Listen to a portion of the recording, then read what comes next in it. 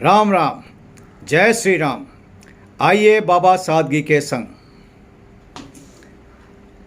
अब बात करूंगा अपनी सोच की।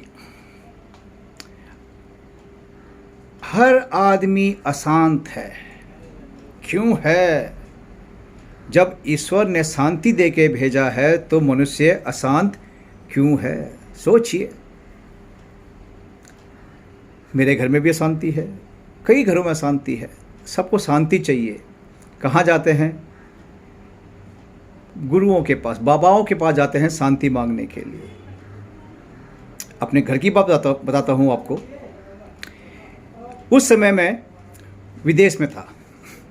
एक दिन धर्मपत्नी का फ़ोन आया और सुनो जी की आवाज़ मेरे कानों में पड़ गई। दिमाग का बहुत तेज हूँ, तो ध्यान रखिए मित्रों।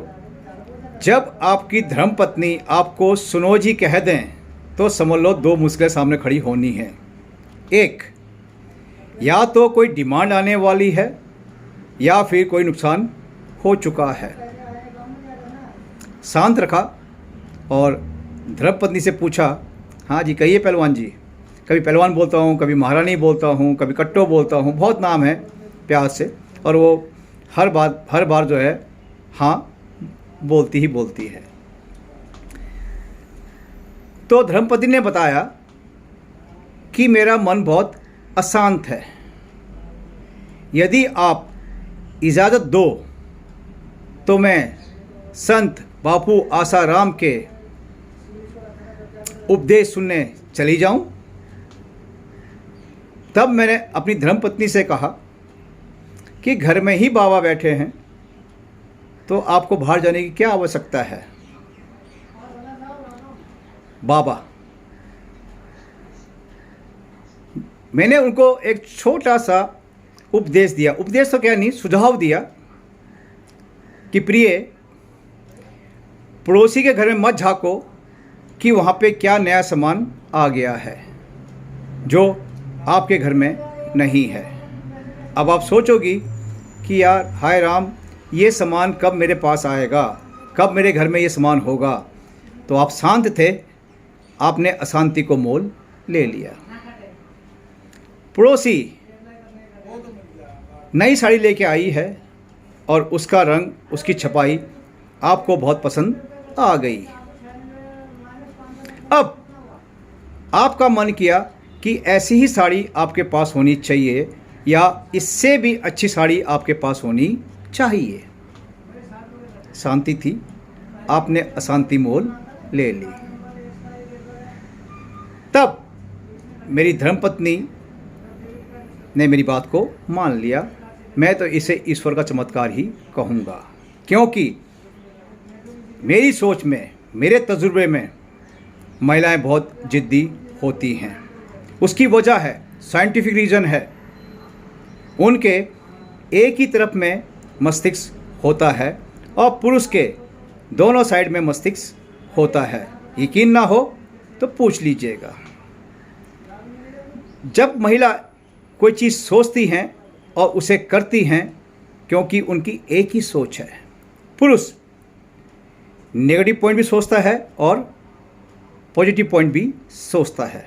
उसके पास समाधान होते हैं। प्रकृति का गुण कहिए या अवगुण कहिए, ये आपके ऊपर निर्भर करता है।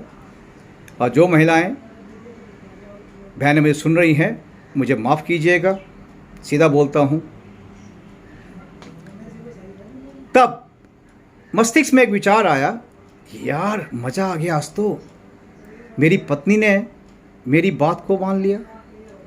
अरे यार, ये तो बाबा बन गया मैं तो। जीवन मेरा सादगी से भरा हुआ है। हाँ, धर्मपत्नी बोलती है मेरे साथ चलना है तो हीरो बन के चलना है, तो हीरो बनना पड़ता है। पत्नी को भी खुश करना है। हर जगह तो मैं उसके मन को नहीं तोड़ सकता हूँ। उसकी इच्छाओं को मुझे सम्मान देना ही देना है। मेरे पास एक कमीज है, आप ताज्जुब करेंगे उसकी उम्र जानकर। 20 वर्ष।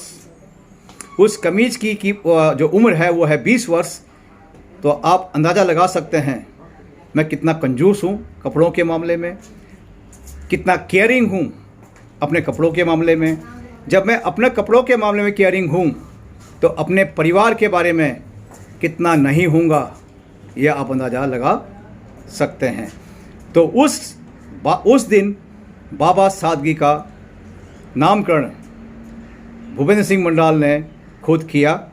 मेरे एक मित्र ने मुझसे सवाल किया था कि आपने अपना नाम बाबा सादगी क्यों रखा, और मैंने उनसे वादा किया था कि मेरे एक वीडियो में वो राज मैं खोलूँगा।